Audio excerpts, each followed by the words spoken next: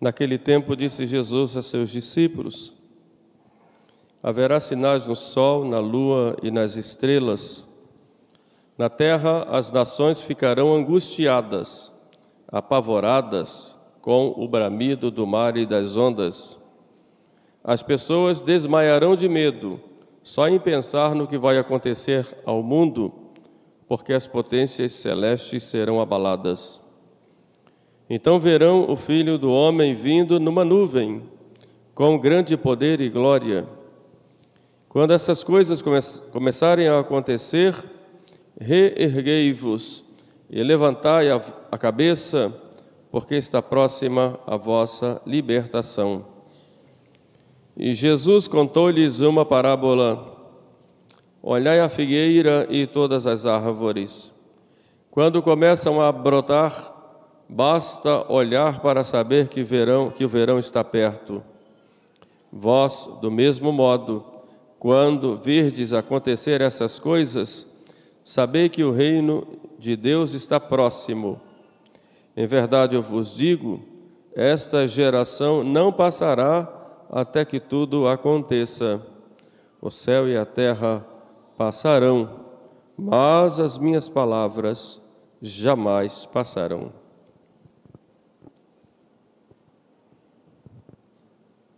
Laus tibi Christi. Per evangelica dicta deleantur nostra delicta, que pelas palavras do Santo Evangelho sejam perdoados os nossos pecados. Amém. Podem sentar, meus queridos irmãos. Saúdo a vocês todos que estão aqui na Igreja de Nossa Senhora do Perpétuo Socorro, nossos irmãos que nos acompanham nos nossos canais, em várias cidades, aí, seja aqui da Diocese, seja do Rio e fora do Rio de Janeiro, no Brasil. Nós começamos hoje o tempo do Advento. Advento significa chegada, a chegada do Senhor. São 4 semanas de espera, que representam todo aquele tempo de espera do Salvador, desde a promessa feita, já anunciada aos nossos primeiros pais, e depois foi num crescendo, Noé, Abraão, Moisés, depois o povo hebreu, os profetas, até chegar à plenitude dos tempos, quando veio realmente o Messias prometido, Jesus Cristo, o Salvador. E esse tempo de espera, de ansiedade, de tristeza, mas também de esperança, de confiança, ele é agora colocado na igreja nessas 4 semanas. São semanas assim diferenciadas na liturgia, o começo do ano litúrgico, não há flores no altar, os paramentos são roxos, mostrando um pouco o tom de reflexão, de cuidado em pensar em coisas mais altas, as coisas superiores. O roxo nos lembra, nos alenta a buscar o alto, esse é o sentido do roxo na igreja, e também nos leva à tomada de atitudes diante da grande festa do Natal que virá. O Natal que não é apenas uma festa de algo do passado, muita gente fala do Natal como do aniversário de Jesus, mas é muito pouco dizer isso. O Natal é mais do que o aniversário de Jesus, não é uma festa de aniversário apenas. Tem um sentido espiritual, um sentido místico de transformação das nossas vidas. Na verdade, é o nascimento de Jesus na nossa vida e na nossa sociedade. Não só o que significou o nascimento de Jesus, mas o que é realmente o nascimento de Jesus também nos dias de hoje. O Advento nos chama a atenção para as 3 vindas de Jesus. A primeira vinda foi a Belém, há 2000 anos atrás, quando o Filho de Deus se fez homem e nasceu naquela gruta fria de Belém, mostrou aí na sua vida de pobreza, de simplicidade, o desapego que nós devemos ter das coisas do mundo, e toda a vida dele foi uma vida de mistérios que nos ensinam como devemos ser, como devemos viver como seres humanos e como filhos de Deus. Por isso, Jesus é chamado de o novo Adão, o homem ideal, sendo o homem Deus, mas como homem, o homem ideal. Então essa primeira vinda, ela é refletida, é estudada, é revivida nesse encontro com o nosso Senhor, com a pessoa de nosso Senhor, que nasceu em Belém, foi crucificado depois de 33 anos, ressuscitou e está na glória do Pai e está intercedendo como nosso advogado lá no céu. E essa ponte que nos leva para o Pai. Ninguém vai ao Pai senão por mim. Então essa é a primeira vinda de Jesus. A segunda vinda é a vinda no fim do mundo. Então há um espaço entre a subida de Jesus ao céu e a volta, né? Os primeiros cristãos achavam que essa volta seria logo, mas a gente vê que já passaram-se aí 2000 anos, ele não voltou. E ele voltará, não sabemos o dia, não sabemos quando vai ser, como vai ser em detalhes, mas ele já nos indicou que ele voltará.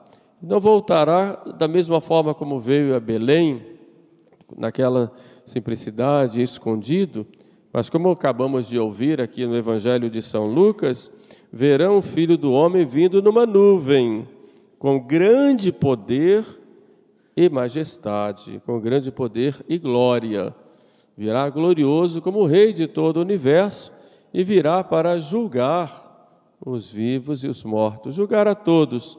Será o juízo universal antecedido pela ressurreição da carne.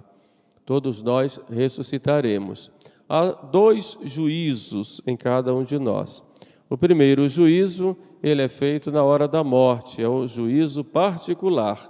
Quando nós morremos, quando a alma sai do corpo, ela já se encontra com Jesus e ali ele julga de acordo com aquilo que a pessoa fez, como numa balança, né? Tudo que a pessoa fez ou deixou de fazer, todos os seus pecados, suas boas obras, tudo é pesado, contado, dividido e depois então é mostrada a sentença. Segundo a tradição, é São Miguel quem mostra a sentença, e aquela alma, ela vai ter a posse de Deus, se não tem nenhuma pena para pagar pelos seus pecados, vai para o céu, para a glória, ou vai para o purgatório, se tem ainda alguma pena, e se a pessoa morreu em estado de graça, ou vai para o inferno para sempre. A alma, então, se condena porque fez uma escolha errada, deixou a Deus por causa das criaturas e morreu nesse estado, então se condena. Isso é o juízo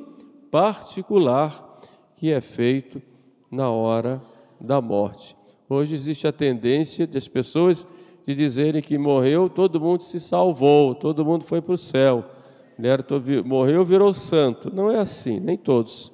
Infelizmente, muitos escolhem errado e por causa dessas escolhas erradas terminam se condenando, né? E isso é bem claro na Sagrada Escritura.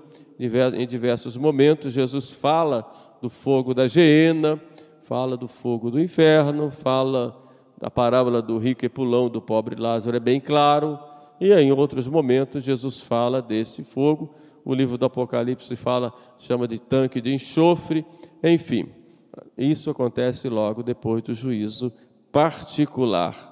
Mas, no juízo final, todos nós ressuscitaremos. Os vivos que estiverem até lá serão arrebatados e todos ressuscitaremos com esse mesmo corpo. É claro que será o milagre da ressurreição da carne, com o corpo, com o que resta do corpo. Onde houver uma molécula daquele corpo, aquilo ali foi morada da alma. Então vai haver a ressurreição. E diante, todos comparecerão diante de Jesus com esse poder e glória, né? E que Jesus aí sim separará os bons do meio dos maus. Ele diz como um pastor separa as ovelhas dos cabritos, como um dono do campo separa o joio do trigo, assim virão os anjos, diz nosso Senhor, e são palavras dele, virão os anjos, separarão os bons do meio dos maus, e haverá então aí o juízo final. O juízo final é para a glória de Deus, para a confusão dos maus, para a glória também dos bons, que tiveram tanto sofrimento, tantas incompreensões e vão ser glorificados diante de todos, corpo e alma, porque os corpos todos ressuscitarão. Diz a tradição que será esse julgamento no Vale de Josafá. Esse Vale de Josafá é um vale que tem no Horto das Oliveiras, a gente olhando lá para a cúpula dourada do Monte Sião, tem aquele vale, né? Aquele vale chamado Vale de Josafá. Está cheio de túmulos dos judeus. Eles compraram tudo, porque sabem que o julgamento, segundo a Sagrada Escritura, é no Vale de Josafá. Só que ninguém sabe se vai ser lá, do ponto de vista físico. Josafá significa juízo de Deus. O fato é que todos estarão juntos para o julgamento. Então, essa segunda vinda de nosso Senhor, e nós, nesse tempo do Advento, vamos pensando e vamos nos preparando para o nosso julgamento, né? A gente não gosta muito de falar, né, disso, né? Quando alguém fala da morte, as pessoas logo criticam, né? Bate na madeira, né? Isola, né? Não quero saber disso, né? Acontece que nós vamos um dia chegar lá. A gente se prepara para o vestibular, se prepara para o Enem, se prepara para fazer faculdade, se prepara para casar, né? Se prepara para fazer uma viagem, e ninguém se prepara para a morte, hein? São Roberto Bellarmino tem um livro excelente chamado Arte de Bem Morrer. Quando a gente olha, se assusta, mas ele ensina as virtudes para quando chegar a hora a gente estar preparado, né? Muito bem. E a terceira vinda de Nosso Senhor? Essa terceira vinda, ela ocorre no dia a dia, ocorre na palavra de Deus. Aqui Jesus está falando para vocês, é uma vinda dele. Ocorre nas dificuldades que nós nos encontramos de vez em quando na nossa vida, ocorre sobretudo na Eucaristia, em que ele vem pessoalmente, escondido nas aparências de pão, está ali Jesus todo inteiro, corpo, sangue, alma e divindade. Essa é a terceira vinda de nosso Senhor. Então, esse tempo do Advento é para a gente pensar, não só na primeira, como na segunda, né, unindo aí juízo particular e depois o espaço, juízo final, e essa terceira vinda, que é nosso Senhor, que vem às nossas vidas.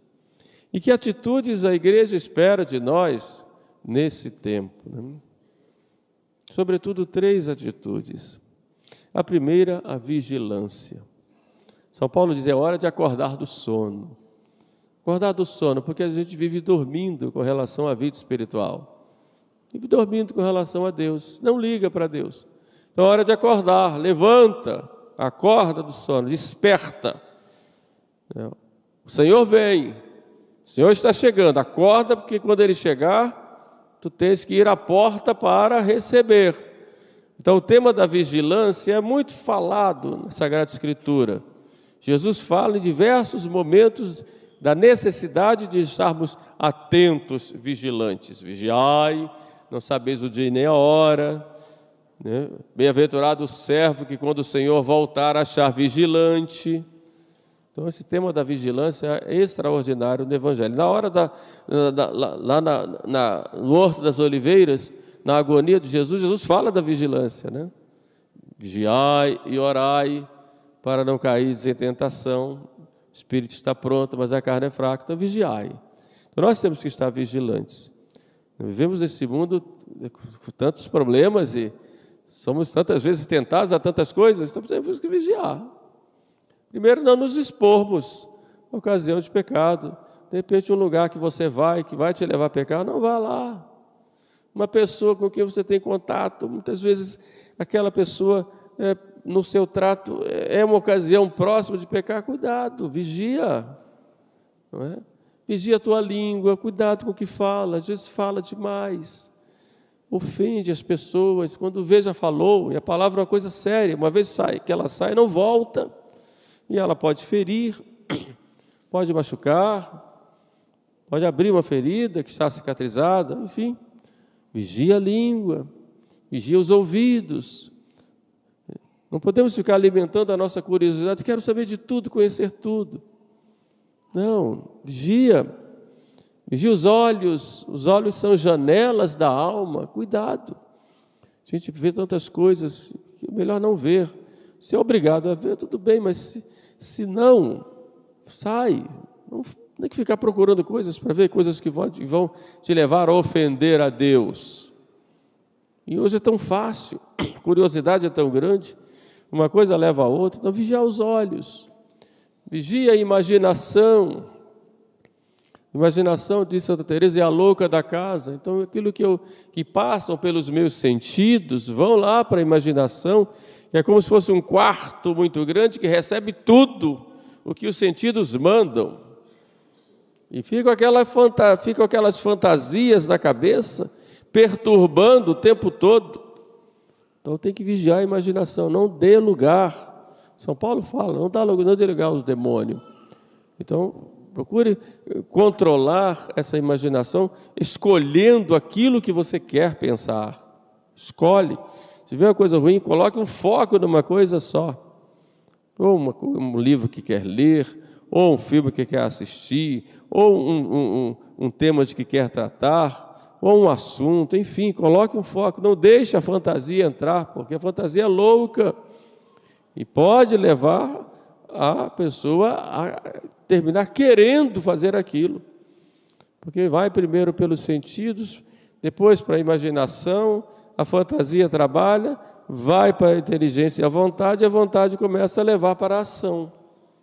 Passa tudo por aqui, dá essa volta, não é? Então eu preciso tomar esse cuidado. Por isso é vigiar sempre. Então, estejamos atentos a isso. Quantas coisas nós fazemos por falta de vigilância. Mas Jesus falou mais uma coisa, que é vigiar e orar. Esse é um tempo de oração maior. Sobretudo a oração que nos leva que seja fruto do nosso arrependimento, ou que nos leve ao arrependimento, a uma verdadeira conversão. É verdade que há dias que a gente não tem aquela consolação ao fazer a oração. Há dias em que a oração é algo assim tão extraordinário, né? A gente fica numa alegria espiritual, mas há outros dias não, que é uma secura. Reza a si mesmo. Amanhã melhora. Então, cuidado dessa oração. Tá bom? Depois da oração, então eu falei vigilância, oração, depois Jesus falou aqui, né? Confiança. Há momentos na nossa vida que são cheios de comoções, parece que o mundo vai acabar. Nós não sabemos quando o mundo vai acabar, mas sabemos que muitas vezes o nosso parece que está acabando, né? Tantos problemas, às vezes parece que está tudo escuro, não tem fim o túnel. Então é hora de levantar a cabeça e confiar em Deus. Então a mensagem que a igreja nos coloca hoje é a de esperança. Vamos confiar. Não vamos desanimar. Nosso Senhor está conosco. Ele sempre está junto. Ele não nos abandona. Parece até que Ele está dormindo. Muita gente diz isso, mas não é verdade isso. Nosso Deus não dorme. Então vamos confiar, levantar a nossa cabeça, olhar mais para as coisas do alto, pensando que unindo-nos a Deus, Deus virá em nosso socorro. Como nós dizemos com o salmista Davi: ó Deus, vinde em meu auxílio. Senhor, apressai-vos em me socorrer. O Senhor vem. Então, levantar essa cabeça para o alto, de onde nos vem o socorro. Isso só quando temos esperança e confiamos em Deus. Então, vigilância, oração, esperança, confiança e, por fim, a caridade. Expressar esse amor. Nós olhamos para o céu, sabendo que é o nosso fim último. Mas estamos aqui na terra e precisamos trazer esse céu para nossos irmãos, procurando ajudar-nos uns aos outros. E vem a caridade. E é nesse sentido que Jesus nos fala que tudo aquilo que nós fizermos ao menor dos seus irmãos, nós fazemos a Ele. E no juízo final Ele vai nos cobrar isso. Tive fome, me destes de comer. Tive sede, me destes de beber. E daí por diante, como nós sabemos. Estive nu e me vestistes, preso ou doente e fostes me visitar. Portanto, as obras de caridade, expressão do amor que nós temos a Deus, dirigidas aos nossos irmãos devem ser uma constante em nossa vida. Devemos nos doar aos nossos irmãos por amor a Deus. Então, a caridade. Esse tempo é um tempo muito forte de olharmos aquelas pessoas que precisam. É tradição, inclusive, no Brasil, no mundo também, em geral, no Natal, sempre fazerem obras, né, de caridade, eventos para ajudar as pessoas. É uma pena que muitas vezes só nessa época, né, nós devíamos lembrar sempre dos nossos irmãos que sofrem durante todo o tempo, né? Parece que só nessa época que precisa. Mas por quê? Porque é a chamada da igreja já pela tradição de que nós temos que olhar para o lado e ver que há tanta gente que precisa da gente. E a gente às vezes não liga. Estou dormindo muito sossegado na minha caminha à noite, mas me esqueço que tem muita gente na rua. Estou comendo meu pratinho de comida, muitas vezes exigindo a comida porque não gosto disso, eu não gosto daquilo, e há pessoas pegando comida no lixo para comer porque não tem, né? Vejo pessoas desesperadas, sofrendo pelo desespero, pela aflição, e eu às vezes reclamo de coisas tão simples e tão bobas. Então nessa época, é a época de eu me lembrar, sobretudo, né? E lógico que sempre, mas nessa época a igreja nos chama a atenção: olha, cuidado com o seu irmão do lado, ele precisa de você.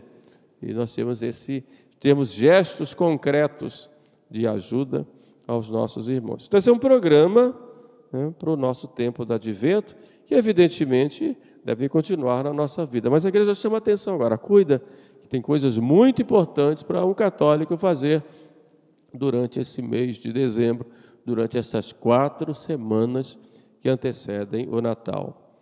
A devoção mais própria de Nossa Senhora nessa época é Nossa Senhora da Santa Esperança. É Nossa Senhora da Santa Esperança.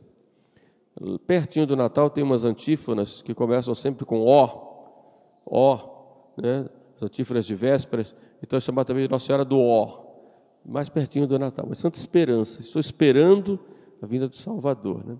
E hoje, de modo especial, Nossa Senhora das Graças, sabendo que a Virgem Santíssima, ela sempre intercede por nós, para nós sermos cada dia melhores e como o seu Filho Jesus. Então, peçamos a Nossa Senhora estas graças. Louvado seja nosso Senhor Jesus Cristo. Para sempre seja louvado. Vamos então de pé, professarmos juntos a nossa fé.